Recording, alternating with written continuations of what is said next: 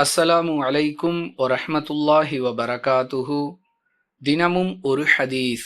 நபி யூனுஸ் அலைஹிஸ்ஸலாத்து வஸ்ஸலாம் அவர்களை விட நான் சிறந்தவன் என்று கூறுவது எந்த அடியானுக்கும் அழகல்ல என்று அல்லாஹுவின் தூதர் ஸல்லல்லாஹு அலைஹி வஸல்லம் அவர்கள் கூறினார்கள்.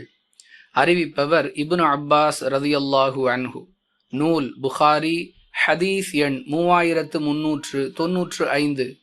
அன்பிற்குரிய அல்லாஹுவின் நல்லடியார்களே, இந்த நபியை விட அந்த நபி சிறந்தவர், அந்த நபியை விட இந்த நபி சிறந்தவர் என்றெல்லாம் பரவலாக பயான்களில் சொல்லப்படுவதை நாம் கேட்டிருக்கின்றோம். மேலும் அல்லாஹ் அனுப்பிய நபிமார்களிலேயே 5 பேரை சிறந்தவர்களாக அடையாளப்படுத்தி இருக்கிறான் என்றெல்லாம் சிலர் பயான்களில் பேசுகிறார்கள்.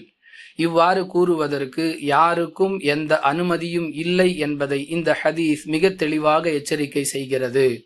இறைவனால் தேர்வு செய்யப்பட்ட அனைத்து இறை தூதர்களுமே சமமானவர்கள், உயர்வு தாழ்வு இல்லாதவர்கள், இறைவனால் தேர்வு செய்யப்பட்ட நல்லடியார்கள் என்று நம்ப வேண்டுமே தவிர அவர்களுக்கு மத்தியில் ஏற்றத்தாழ்வு கற்பிப்பதற்கு மார்க்கம் யாருக்கும் அனுமதி வழங்கவில்லை என்பதை இந்த ஹதீஸ் தெளிவுபடுத்துகிறது.